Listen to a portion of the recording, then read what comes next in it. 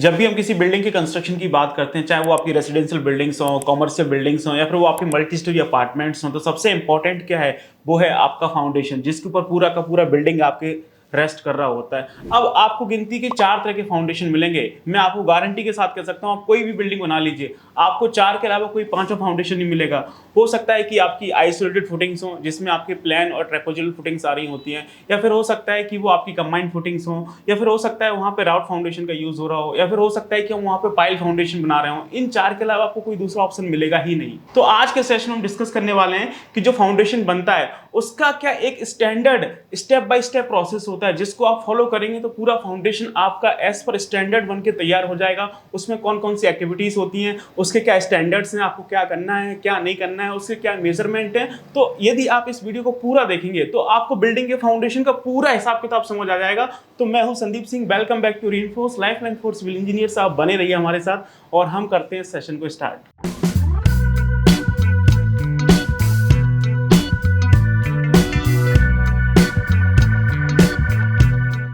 तो जब भी हम किसी बिल्डिंग के फाउंडेशन का कंस्ट्रक्शन स्टार्ट करते हैं, तो सबसे पहले जो आपका प्रोसेस होता है वो है आपको लैंड सर्विंग का काम करना है। लैंड सर्विंग के काम में आप क्या करेंगे? सबसे पहले जो आपका प्लॉट है, फिर जो भी आपका प्रॉपर्टी है, उसका जो भी एरिया, उसकी हम मार्किंग कर रहे होते हैं, और वहाँ पे जो भी आपके लेवल्स हैं, जो आपके ग्राउंड लेवल्स हैं, उसको हम लोग उठा रहे होते हैं। तो ये आपका पहला काम होता है। उसके बाद जो दूसरा काम है वो है आपका साइट क्लीनिंग का। आप कहीं पे भी कंस्ट्रक्शन स्टार्ट करेंगे तो वहाँ पे गंद मची होती है। आप देखेंगे वहाँ पे कोई कूड़ा डाल रहा होता है, कचरा पड़ा होता है, या फिर वहाँ पे बहुत सारे पेड़ पौधे लगे होते हैं, दुनिया भर का घास लगा होता है। तो वहाँ पे डायरेक्टली जाके आप कंस्ट्रक्शन स्टार्ट नहीं कर सकते। पहले आपको पूरी जो साइट है वो आपको साफ चाहिए, एकदम क्लीन साइट होगी, लेवल सरफेस होगा, तब जाके वहाँ पे काम स्टार्ट हो पाएगा। तो आप स्क्रीन पे देखेंगे तो इस तरह से आपको छोटी छोटी झाड़ियाँ, कचरा वगैरह, बाकी चीज़ें आपको साइड पे मिल रही होती हैं, तो वो आपको साफ़ करना है। तो आप यहाँ पे देखेंगे कि किस तरह से आपके पेड़ पौधे वगैरह लगे हुए हैं, तो वो सब आपको काटने पड़ेंगे, जिसका मेजरमेंट्स हम लोग नंबर्स में ले रहे होते हैं कि कितने पेड़ हैं जो आपके काटे जाएंगे साइड पे। उसके हिसाब से उसका जो कॉस्टिंग है वो हो रहा होता है। उसके बाद आपकी प्रॉपर साइट क्लीनिंग होगी, तो जो भी वहाँ पे घास फूस वगैरह है, आपके वुडन बेसिस हैं, सब्स वगैरह हैं, कटीली झाड़ियाँ हैं, वो सब आपकी वहाँ पे साफ़ की जाएंगी, और जो आपका सरफेस है उसको लेवल किया जाएगा। तो उसको हम लोग बोलते हैं साइट क्लीनिंग का काम होता है, जिसको आप टेक्निकली सरफेस ड्रेसिंग बोलते हैं, जिसको हम लोग मीटर स्क्वायर में मेजर कर रहे होते हैं। तो आप यहाँ पे देखेंगे हमने प्रॉपर तरह से यहाँ पे साइट क्लीनिंग का काम किया हुआ है। आप ये वाली सरफेस देखिए, यहाँ पे किस तरह का गंद मचा हुआ है, लेकिन वहीं पे जो आप ये वाला सरफेस देखेंगे तो ये प्रॉपर हमने इसको क्लीन किया हुआ है कंस्ट्रक्शन करने के लिए। तो ये प्रॉपर आपका क्लीन और लेवल सरफेस है, जिसके ऊपर हम लोग आगे का काम कर सकते हैं। तो ये आपका स्टेप हुआ जिसमें हम लोग सरफेस ड्रेसिंग कर रहे हैं, जिसको हम लोग मीटर स्क्वायर मेजर कर रहे होते हैं। आगे चलते हैं। इसके बाद जो आपका तीसरा स्टेप आता है, उसमें हम लोग क्या करते हैं, आपका साइट को मोबिलाइज कर रहे होते हैं। सबसे पहले कोई भी साइट है वो आपकी मोबिलाइज की जाती है, यानी वहाँ पे आपका जो साइट बैरिकेटिंग है वो आपके किए जाते हैं, और जो भी एक साइट को स्टार्ट करने के लिए रिसोर्सेज चाहिए वो रिसोर्सेज वहाँ पे लगाए जाते हैं। अगर आप इस तरह से साइट बैरिकेटिंग नहीं करेंगे तो कल को कोई भी आपकी साइट में एंट्री कर सकता है, आपका मटेरियल वगैरह चोरी हो सकता है। हो सकता है कि पड़ोसी का बच्चा वो खेलते हुए अंदर आ गया और वो नीचे फाउंडेशन में गिर गया, कुछ भी हो सकता है, कुछ भी कैजुअलिटीज हो सकती हैं, तो कल आपको दिक्कत हो सकती है। तो जब भी जो आपके बड़े प्रोजेक्ट स्टार्ट होते हैं तो सबसे पहले उसका क्या होता है, हम लोग वहाँ पे जो भी आपके रिसोर्सेज वगैरह हैं उनको मोबिलाइज करते हैं। जो आपकी साइट है उसकी बैरिकेटिंग होती है, वहाँ पे प्रोजेक्ट के हिसाब से 2 या फिर 3 जो आपके मेन एंट्री और एग्जिट गेट्स बनाए जाते हैं, वहाँ पे प्रॉपर सिक्योरिटी गार्ड के केबिन्स बिठाए जाते हैं। और उसके बाद जो भी आपके वहाँ पे टेम्परेरी ऑफिस वगैरह होते हैं, क्लाइंट है, कॉन्ट्रैक्टर है, कंसल्टेंट वगैरह हैं, उनके जो टेम्परेरी ऑफिस हैं वो आपके बनाए जाते हैं। या फिर जो वहाँ पे आपकी टेस्टिंग लैब वगैरह है वो सब आपकी सेटअप हो रही होती है। या फिर अगर आपकी बड़ी साइट है तो वहाँ पे हम लोग बैचिंग प्लांट्स वगैरह का भी सेटअप कर रहे होते हैं। और इसके बाद जो भी चीज़ें आपकी मोबिलेशन में आती हैं, जैसे आपका वाटर स्टोरेज टैंक वगैरह है, सीमेंट का यार्ड वगैरह हो गया है, या फिर जो आपके लेबर आने वाले हैं उनके लिए जो हटमेंट का काम होता है, झोपड़ झुग्गी हम उनके लिए जो बना रहे होते हैं, और जो आपके टॉयलेट्स वगैरह, यूरिनल्स वगैरह बन रही होती हैं, या फिर जो आपका कैंटीन का काम हो रहा होता है सबके खाने पीने के लिए, वो सारी चीज़ सेटअप करनी पड़ती हैं बड़े प्रोजेक्ट्स में। उसके बिना आप बड़ा प्रोजेक्ट नहीं कर सकते। आप कोई अपना घर थोड़ी ना बना रहे हैं कि 2 लेवल लेके जाएंगे और काम स्टार्ट करा देंगे। बड़े प्रोजेक्ट्स में पहले साइट मोबिलाइज होती है ताकि आप कंस्ट्रक्शन स्टार्ट कर सकें, तब बाकी की चीज़ें हो रही होती हैं। तो साइट मोबिलाइजेशन का भी एक प्रोसेस होता है जो आपको बड़े प्रोजेक्ट्स में करना पड़ता है। उसके बाद फिर कहीं जाके आपका काम स्टार्ट होता है। तो जब काम स्टार्ट होता है तो सबसे पहले आपके पास ड्राइंग होती है, आपको प्रॉपर फाउंडेशन का लेआउट प्लान दिया जाता है। उस प्लान की हेल्प से साइड पे क्या होता है, आपका मार्किंग का काम होता है। तो आप देखेंगे इस तरह से आपको एक ड्राइंग मिलेगा जहाँ पे आपको फाउंडेशन का प्रॉपर डिटेल्स रहेगा कि उस प्रोजेक्ट में किस तरह का फाउंडेशन आने वाला है, आपका वहाँ पे आइसोलेटेड फुटिंग्स आ रही हैं कि कंबाइंड फुटिंग्स आ रही हैं, कि वहाँ पे आपका राफ्ट फाउंडेशन है या फिर वहाँ पे पाइल फाउंडेशन है, उसके अकॉर्डिंग आपका जो है वो मार्किंग किया जाएगा। तो आप यहाँ पे देखेंगे, यहाँ पे सारी आपकी आइसोलेटेड और कंबाइंड फुटिंग्स ही हैं, उसके अकॉर्डिंग आपको साइड पे इस तरह से मार्किंग का काम किया जाएगा। ये आपका सेंटर लाइन लेआउट वर्क होता है। हम लोग चूना वगैरह डालते हैं, भुजिया वगैरह बनाते हैं, वो सारी चीज़ें यहाँ पे हो रही होती हैं। तो आप देख सकते हैं इस तरह से प्रॉपर आपका लेआउट का काम किया जाएगा, वाइट कलर की आपका ये मार्किंग की जाएगी। उसके बाद फिर आपका ये एक्सकवेशन का काम स्टार्ट होता है। तो ये आपका अर्थवर्क एक्सकवेशन किया जाएगा, जिसको आप मैनुअली भी कर सकते हैं। इधर आपके पास जेसीबी वगैरह हैं, एक्सकेवेटर्स वगैरह हैं, तो आप मैकेनिकली भी कर सकते हैं। तो आप देखेंगे किस तरह से प्रॉपर आपका क्लीन एक्सकवेशन हो रहा है। इसको बोलते हैं एक्सकवेशन ओवर एरिया, जिसमें आपका क्लीन एक्सकवेशन होता है और इसकी जो आइटम बनती है वो आपकी प्रॉपर मीटर क्यूब बनती है। तो आप यहाँ पे देखेंगे पहले जो आपके एक्सकेवेटर्स हैं उससे प्रॉपर तरह से एक्सकेवेट किया जाएगा। उसके बाद हम लोग लेबर लगा के प्रॉपर क्लीन एक्सकवेशन कर रहे होते हैं। जो नीचे का सरफेस है उसको लेवल कर रहे होते हैं, वहाँ पे कॉम्पैक्शन कर रहे होते हैं। साइड की जो सरफेस होती है उसमें प्रॉपर हम लोग ट्रिमिंग कर रहे होते हैं ताकि आपको एक फ्लैट सरफेस मिल सके। तो उस तरह से चीज़ें होती हैं और ये पूरा आइटम आपका मीटर क्यूब में जा रहा होता है। तो जो भी आपकी फुटिंग्स हैं वहाँ पे आप देखेंगे इस तरह से आपको प्रॉपर एक्सकवेशन किया जाएगा और आप देख सकते हैं कितना क्लीन एक्सकवेशन हुआ है। और हाँ दोस्तों, फेस्टिवल ऑफ कलर्स होली आ रहा है। अब आप बोलोगे सर हमने डिग्री कर लिया, डिप्लोमा कर लिया, सिविल इंजीनियर तो बन गए, हमारा जॉब ही नहीं लग रहा है। जॉब तो लग गया है तो फिर सैलरी नहीं बढ़ रही है, कोई ग्रोथ नहीं हो रही है, तो हमारे जीवन में रंग कैसे आएंगे? जीवन में आपके रंग जब आएंगे जब आपके पास प्रॉपर स्किल्स होंगी, आपके पास नॉलेज होगा, कॉन्फिडेंस होगा, तब जाके चीजें आपके लिए हो रही होंगी। तो एक अच्छा सिविल इंजीनियर बनने के लिए जो भी स्किल्स चाहिए, जैसे आपका साइट एग्जीक्यूशन का काम है, आपका क्वांटिटी सर्विंग का काम है, बार वेंडिंग शेड्यूल का काम है, एस्टिमेशन कॉस्टिंग का काम है, बिलिंग का काम है, या फिर प्लानिंग का काम है, या फिर डिजाइनिंग से रिलेटेड जो भी आपके सॉफ्टवेयर्स होते हैं, वो सारी स्किल्स होती है, वो आपके पास होनी चाहिए। तभी आप जाके आज के समय में एक अच्छा सक्सेसफुल सिविल इंजीनियर बन सकते हैं। और ये सारी स्किल्स रीइंफोर्स के CPL 7.0 पैकेज में मिल जाएंगी, जो कि रीइंफोर्स का all in one premium pre recorded future add on program है, जहां पे आपको building, highway, bridge, metro, water tank, pre engineering buildings से रिलेटेड आपको 48 से ज़्यादा कोर्सेज मिलेंगे, जहां पे हम लोग आपको सारी चीज़ें कवर कर रहे होंगे। यकीन मानिए ये CPL आपका वो कोर्स है जिसको परचेस करने के बाद आपको ऐसे सिविल इंजीनियर फ्यूचर में कोई दूसरा कोर्स परचेस करने की जरूरत नहीं पड़ेगी। और अभी आपका होली भी आ रहा है, तो इस होली पे हम CPL पे लेके आ रहे हैं अभी तक का सबसे मेगा ऑफर। इसका एक्चुअल प्राइस तो 17,500 है, लेकिन हम लोग होली के ओकेजन पे इसको मात्र आपको 8,000 रुपये में प्रोवाइड कर रहे हैं। और ये आपको कोर्स मिलेगा कैसे? इसके लिए आपको हमारा एप्लीकेशन डाउनलोड करना है रीइंफोर्स,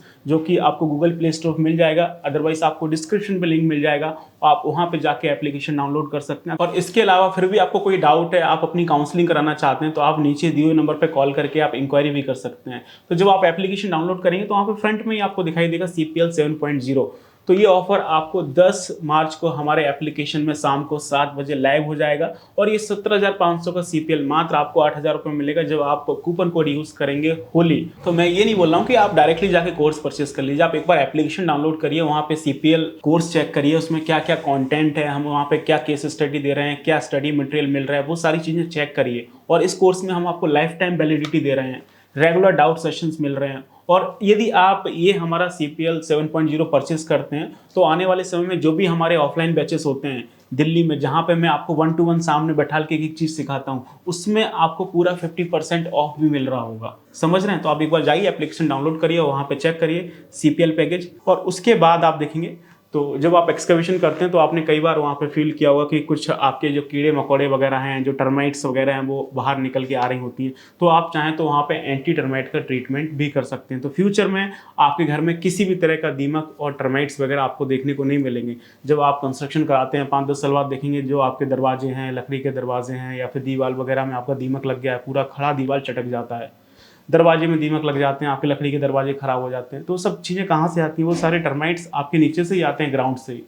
तो पहले से ही आप ट्रीटमेंट करके चलिए ना, ताकि फ्यूचर में किसी तरह का कोई दिक्कत ना हो। तो अगर इस तरह का इशू लग रहा है आपको वहाँ की सॉइल में, तो वहाँ पे आप एंटी टर्माइट का ट्रीटमेंट कर सकते हैं, जिसको हम लोग ATT बोलते हैं। आप देख सकते हैं किस तरह से यहाँ पे केमिकल होता है जिसको स्प्रे किया जाता है। केमिकल में आप क्लोरोपाइरीफोरस या फिर आपका एमाइड आता है, जिसको हम लोग वाटर के साथ 1:19 के रेशियो मिक्स करके प्रॉपर आप उसकी बॉटम सरफेस पे या फिर जो साइड सरफेस होती है उस पर आप स्प्रे कर सकते हैं, ताकि फ्यूचर में किसी भी तरह का टर्माइट का इशू ना हो। और इसकी जो आइटम है वो आपकी मीटर स्क्वायर में बन रही होती है। उसके बाद जो नेक्स्ट प्रोसेस है वो आपका पीसीसी का होता है। हम लोग यहाँ पे प्लेन सीमेंट कंक्रीट डालते हैं, लेकिन डायरेक्टली आपको पीसीसी नहीं करना है। अगर आप डायरेक्ट इस तरह से सीधा पीसीसी कर देंगे, जैसा आपको यहाँ पे स्क्रीन पे दिख रहा है, इस तरह का पीसीसी कर देंगे, तो फिर वो आपका पीसीसी खराब हो जाएगा। क्योंकि आप सॉइल के ऊपर डायरेक्टली पीसीसी करेंगे तो जो सॉइल है वो पीसीसी का जो मॉइस्चर कंटेंट है उसको ऑब्जर्व कर लेगा, और जो आपका पीसीसी है उसमें क्रैक्स डेवलप हो सकते हैं। ठीक है ना, तो हम डायरेक्टली कभी भी पीसीसी नहीं करते हैं। अगर आपको पीसीसी करना है तो सबसे पहले आपको यहाँ पे एक पॉलीथीन सीट आपको बिछानी पड़ेगी। तो आप यहाँ पे प्रॉपर एक 125 माइक्रोन का पॉलीथीन सीट डाल सकते हैं, ताकि जो आपका पीसीसी है उसका जो मॉइस्चर कंटेंट है वो आपका मेंटेन रहे। उसके बाद आपको यहाँ पे पीसीसी डालना है, प्लेन सीमेंट कंक्रीट, जो कि बहुत ज़रूरी है। जो आपकी फुटिंग को, फाउंडेशन को, जो आपका आरसीसी मेंबर है उसको एक हार्ड और एक लेवल सरफेस प्रोवाइड करता है। ठीक है, बिना इसके हम डायरेक्टली आरसीसी नहीं डाल सकते हैं, वो आपका ख़राब हो जाएगा और उसके अंदर जो आपका स्टील रीइंफोर्समेंट है उसमें भी आपका जंग लग रहा होगा। तो अगर बिल्डिंग फाउंडेशंस में काम कर रहे हैं तो आपको वहाँ पे एटलीस्ट 100 mm का आपको पीसीसी करना पड़ेगा, जिसको आप M10 या फिर M15 ग्रेड से कर सकते हैं। तो प्रॉपर पीसीसी का काम होगा, जिसका आइटम आपका मीटर क्यूब में बन रहा होता है। और उसके बाद आप देखेंगे, अगर आपकी साइट पर जब आपने एक्सकेवेशन किया तो वहाँ पे जो मिट्टी है वो आपकी हार्ड नहीं है, वो आपका एकदम ब्लैक कॉटन सॉइल है। ठीक है ना, या फिर वो एक तरह से मडी सॉइल है, होता है ना, दलदल टाइप का होता है। जब आप एक्सकेवेशन करते हैं तो वहाँ से पानी निकलने लगता है, कीचड़ टाइप का होता है, पानी पानी है। तो वहाँ पे फिर आप डायरेक्टली पीसीसी नहीं कर सकते हैं। तो वहाँ पे फिर आपको क्या करना है, आपको वहाँ पे करनी है स्टोन सॉलिंग। तो अगर आपके एरिया में स्टोन की अवेलेबिलिटी है तो आपको वहाँ पे 200 mm का स्टोन डलवाना है, बड़े बड़े साइज का जो बोल्डर आता है, और उसको प्रॉपर तरह से कॉम्पैक्ट करवाना है। यदि आपके एरिया में स्टोन की अवेलेबिलिटी नहीं है तो वहाँ पे आप ये ब्रिक सॉलिंग भी कर सकते हैं। जो आपकी ब्रोकन ब्रिक्स वगैरह हैं जो टूटी फूटी पड़ी रहती हैं साइड पर, वो आप लेके आइए, यहाँ पर प्रॉपर तरह से उसका कॉम्पैक्शन करिए और आप सैंड वगैरह फिल कर सकते हैं, ताकि आपको एकदम आपको लेवल सरफेस मिल जाए। अगर आपका वहाँ पे सॉइल सही नहीं है, कीचड़ टाइप का है, मिट्टी वगैरह वहाँ पे बहुत लूज़ है, पानी वगैरह निकल रहा है, तो उस केस में आप ये प्रेफर कर सकते हैं। अगर आपकी एकदम हार्ड सरफेस है तो आप उसके ऊपर डायरेक्टली फिर आप पॉलीथीन सीट डाल के आप पीसीसी का काम कर सकते हैं। तो आप देखेंगे इस तरह से आपका पीसीसी होगा। और यहाँ पे गलत काम हो रहा है, यहाँ पे पहले आपको पॉलीथीन सीट डालनी है, उसके बाद ही आपको पीसीसी करनी है। तो आपका पीसीसी काम होगा, मैंने आपको बताया M10 या फिर आप M15 ग्रेड से एटलीस्ट आपको 4 इंची का पीसीसी करना है। और पीसीसी करने के बाद आपका जो नेक्स्ट काम है वो होता है आपके स्टील रीइंफोर्समेंट का। यानी हम लोग जो आपका फुटिंग होता है उसका सरिया बांध रहे होते हैं। अब फुटिंग में अलग अलग तरह की फुटिंग्स हो सकती हैं, उसके हिसाब से चीज़ें हो सकती हैं। अभी हम लोग यहाँ पे एक आपको आइसोलेटेड फुटिंग्स होती हैं, जो प्लेन फुटिंग होती हैं। आइसोलेटेड फुटिंग्स में भी कई टाइप्स आते हैं, लेकिन आप मोस्टली देखेंगे तो छोटे प्रोजेक्ट्स में आपको इस तरह की प्लेन फुटिंग मिल रही होती है, जो मैं अभी आपको बता रहा हूँ। बाकी अगर आप चाहते हैं कि मैं आपके लिए पूरा राफ्ट फाउंडेशन का एक डिटेल वीडियो बनाऊं कि किस तरह से स्टेप बाय स्टेप प्रोसेस से हम लोग राफ्ट फाउंडेशन बना सकते हैं, या फिर पाइल फाउंडेशन का पूरा एक प्रोसेस मैं आपके लिए बनाऊं, तो आप मुझे कमेंट करके बताइए। तो आने वाले सेशंस में हम लोग राफ्ट फाउंडेशन का आपके लिए एक डेडिकेटेड वीडियो बना रहे होंगे, पाइल फाउंडेशन का एक बिल्कुल step by step dedicated video बना रहे होंगे। अभी जो है वो आप स्क्रीन पर देख सकते हैं। तो आपको किसी किसी प्रोजेक्ट में आपको ये सिंगल मैश फुटिंग मिल जाएगा, जहाँ पे सिर्फ एक बॉटम में जाली होता है। जो आपके छोटे प्रोजेक्ट्स होते हैं, G+1 के प्रोजेक्ट्स हैं, जो आपके G+2 के प्रोजेक्ट्स हैं, वहाँ पे आप ये सिंगल मैश का इस्तेमाल कर सकते हैं, कोई इशू नहीं है। तो आपको इस तरह से बांधना पड़ेगा। और जो थोड़े से G+2 में जाएंगे, आप G+3 में जाएंगे, G+4 के जो प्रोजेक्ट्स होते हैं, वहाँ पे आप इस तरह का डबल मैश का इस्तेमाल करिए, ताकि फ्यूचर में किसी तरह का कोई इशू ना हो। तो आपको इस तरह से प्रॉपर ड्राइंग के अकॉर्डिंग, जो ड्राइंग में आपको सरिया दे रखा है उसके अकॉर्डिंग आपको बार बेंडर की हेल्प से साइड पे प्रॉपर आपको यहाँ पे सरिया बंधवाना है, जैसा आपको ड्राइंग में दिया हुआ है। और जो यहाँ पे सरिया बांधा जा रहा है तो उसका जो काम है, उसकी जो आइटम है, उसको जो हम मेज़र करते हैं वो किस में करते हैं, मीट्रिक टन में। तो पूरे आपके बिल्डिंग प्रोजेक्ट्स में स्टील रीइंफोर्समेंट के 2 आइटम बनते हैं मीट्रिक टन में। एक बिलो द प्लिंथ लेवल, जो भी आपका स्टील रीइंफोर्समेंट का काम हो रहा है वो आपका मीट्रिक टन में मेजर होगा, और एक आपका अबव द प्लिंथ लेवल, जो भी आपका स्टील रीइंफोर्समेंट का काम होगा वो आपका मीट्रिक टन में जाएगा। उसके बाद हम लोग क्या करते हैं, शटरिंग लगाने का काम करते हैं। तो शटरिंग आपको लगाना पड़ेगा, जिसके बिना आप कंक्रीट की कास्टिंग नहीं कर सकते हैं, जिसको आप फॉर्मवर्क बोलते हैं। तो शटरिंग आप देख सकते हैं किस तरह से लगा सकते हैं। जो आपको फर्स्ट इमेज दिख रहा होगा वहाँ पे हमने प्लाईवुड का फॉर्मवर्क लगाया हुआ है। जो भी आपकी साइट पे अवेलेबल है या फिर जो भी आपके वर्क ऑर्डर में लिखा हुआ है उसके अकॉर्डिंग आपको फॉर्मवर्क लगाना है। अगर आपके वर्क ऑर्डर में प्लाईवुड का है तो प्लाईवुड का लगाइए, अगर आपको एमएस का दे रखा है तो आप माइल्ड स्टील का लगा सकते हैं, जो भी आपकी अवेलेबिलिटी है। तो आप फर्स्ट इमेज में देखेंगे हमने प्लाईवुड का फॉर्मवर्क लगाया हुआ है। तो प्रॉपर आपकी जो प्लाईज आती हैं उसके ऊपर आपको प्रॉपर बैटन्स वगैरह लगाने हैं और नील्स वगैरह का इस्तेमाल करके, बाइंडिंग वायर का इस्तेमाल करके प्रॉपर तरह से आपको यहाँ पे शटरिंग लगानी है, जिसका आइटम आपका मीटर स्क्वायर में ज़्यादा होता है। और यहाँ पे देखेंगे कुछ शटरिंग आपका ये फालतू निकला हुआ है, यहाँ पे ये देखेंगे शटरिंग इधर निकला हुआ है, तो इसका कोई पैसा आपको नहीं मिलने वाला है। शटरिंग का जो मीन्स होता है वो होता है आपका actual touch of concrete. Concrete का जितना पार्ट शटरिंग को टच करेगा उसका ही आपको पेमेंट हो रहा होता है। तो आप देख के शटरिंग लगाएं। और यहाँ पे देखेंगे हमने माइल्ड स्टील का शटरिंग लगा रखा है, ठीक है ना, स्टील का, तो आप ये भी लगा सकते हैं। तो ये आपका मीटर स्क्वायर में जा रहा होता है। तो प्रॉपर शटरिंग लगाने के बाद आपको चेक कर लेना है कहीं से किसी भी तरह का लीकेज वगैरह ना हो। वहाँ पे आप कुछ फिलिंग वगैरह कर सकते हैं, टेप वगैरह लगा सकते हैं, ताकि बाद में जब आप कॉन्क्रीटिंग करें तो किसी तरह का कोई इशू ना आए। तो ये आपका शटरिंग का काम हो जाएगा। और उसके बाद फिर आपका जो कंक्रीट है वो आपकी पोर की जाएगी। तो जो भी आपका आरसीसी है, रीइंफोर्स सीमेंट कंक्रीट आपने साइट पे बनाया हुआ है मैनुअली, या फिर आपने बैचिंग प्लांट से जो आपका ट्रांजिट मिक्सचर आता है उसके थ्रू मंगाया हुआ है, या फिर आप पंप के थ्रू यहाँ पे कास्टिंग कर रहे हैं, जो भी आपका मेथड है उसके हिसाब से आपको यहाँ पे प्रॉपर कास्टिंग करनी है। कास्टिंग करने के बाद आपको यहाँ पे प्रॉपर वाइब्रेटर का इस्तेमाल करना है, ताकि उसमें किसी भी तरह का हनी कॉम्बिंग ना हो। तो ये आपका आरसीसी का काम होगा। इसका पोरिंग किया जाएगा, जिसका आइटम आपका मीटर क्यूब में बनेगा। तो आप देखेंगे आरसीसी में ही दो तरह के आइटम बनते हैं पूरे बिल्डिंग प्रोजेक्ट्स में। एक आपका बिलो द प्लिंथ लेवल आपका मीटर क्यूब में आरसीसी का आइटम जाता है, और एक आपका above the plinth level RCC का आइटम जाता है मीटर क्यूब में। तो ये प्रॉपर तरह से आपका ये कंक्रीट की पोरिंग का काम किया जाएगा। तो जब ये कंक्रीट की पोरिंग हो जाएगी उसके बाद हमें क्या करना होता है, डीशटरिंग का काम करना होता है। तो ये आपका वर्टिकल फॉर्म वर्क है। तो इसको आप 24 आवर्स के बाद इजीली रिमूव कर सकते हैं, कहीं पे कोई इशू नहीं है। तो जो भी आपका वर्टिकल फॉर्म वर्क है वो आप 24 आवर्स के बाद आप इजीली रिमूव कर सकते हैं। उसके बाद जो आपका क्यूरिंग वगैरह काम है वो आप कर सकते हैं। तो नेक्स्ट प्रोसेस में आप देखेंगे कि जो आपके पेडिस्टल्स होते हैं या फिर जो आपका नेक कॉलम होता है उसका हमें कंस्ट्रक्शन करना होता है। ग्राउंड के नीचे जो आपका ग्राउंड लेवल है, वहाँ पे जो आपका एग्जिस्टिंग ग्राउंड लेवल है उसके नीचे जो भी आपका कॉलम बनेगा उसको हम लोग नेक कॉलम या फिर पेडिस्टल कॉलम बोल सकते हैं। तो उसमें आपका जो शटरिंग का काम है वो आपका किया जाएगा। आप इस तरह से प्लाईवुड का शटरिंग लगा सकते हैं, या फिर आप इस तरह से जो भी आपका माइल्ड स्टील का शटरिंग है वो आप लगा सकते हैं। तो इसका प्रॉपर आइटम बनेगा अलग से आपका मीटर स्क्वायर में। और उसके बाद जो आपका कॉलम है उसमें आपका कंक्रीटिंग का काम किया जाएगा। यहाँ पर जो आपकी कंक्रीट है वो आपकी पोर कर दी जाएगी, और उसके बाद नेक्स्ट देखेंगे तो इसका आपका डीशटरिंग का काम होगा। तो ये भी आपका वर्टिकल फॉर्म वर्क है, जिसको आप इजीली 24 आवर्स के बाद रिमूव कर सकते हैं, ठीक है ना। तो आप देखेंगे जब आपका डीशटरिंग का काम होगा तो किस तरह से आपको पूरा ये फुटिंग नज़र आ रहा होगा। तो यहाँ पे देखेंगे हमने आपका ये ट्रेपोजोइडल फुटिंग बनाया है, और ये आपका नेक कॉलम है, और यहाँ पे आपकी ये प्लेन फुटिंग्स हैं, और ये आपका नेक कॉलम है जिसको आप पेडिस्टल कॉलम भी बोल सकते हैं। तो ये सब हमने आपका जो फाउंडेशन है वहाँ तक आपका ये पूरा कास्टिंग किया हुआ है।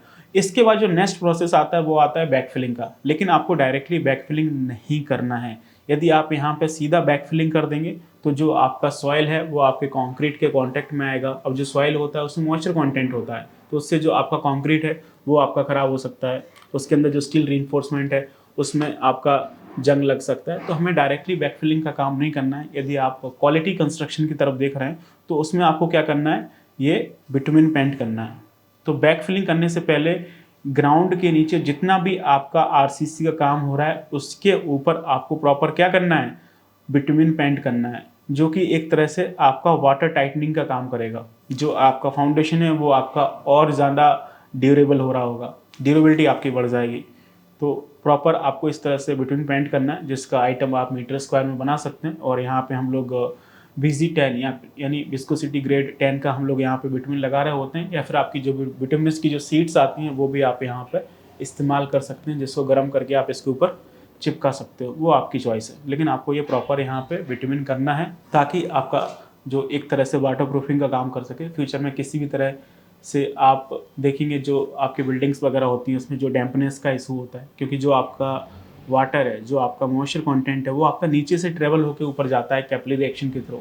तो आप नीचे से अगर प्रॉपर तरह से वाटर प्रूफिंग, वाटर टाइटनिंग करके चलेंगे तो फ्यूचर में आपके घर में डैम्पनेस के इशूज़ आपको देखने को नहीं मिलेंगे अगर आप स्टार्टिंग से वाटरप्रूफिंग पे काम कर रहे हैं तो। इसके बाद आप बैक फिलिंग का काम कर सकते हैं। तो आप यहाँ पे देखेंगे प्रॉपर हमने यहाँ पे ये बैक फिलिंग का काम करना है। बैक फिलिंग में आपको वही सॉइल नहीं डालनी है जो आपने वहाँ से एक्सकवेट किया था। अगर वो सॉइल अच्छी है तो आप डाल सकते हैं, लेकिन नॉर्मली वो सॉइल अच्छी होती नहीं है। आप बैक फिलिंग कर रहे हैं तो बैक फिलिंग में आप सैंड का इस्तेमाल कर सकते हैं, या फिर जो आपका मोरम वगैरह है, या फिर जो आपका ग्रेनुलर मटेरियल है आप उसका इस्तेमाल कर सकते हैं। तो ज़्यादा बेहतर रहेगा एज़ कम्पेरिजन टू जो आपकी एग्जिस्टिंग सॉइल है, आप उसी को बैक फिलिंग में यूज़ कर रहे हैं।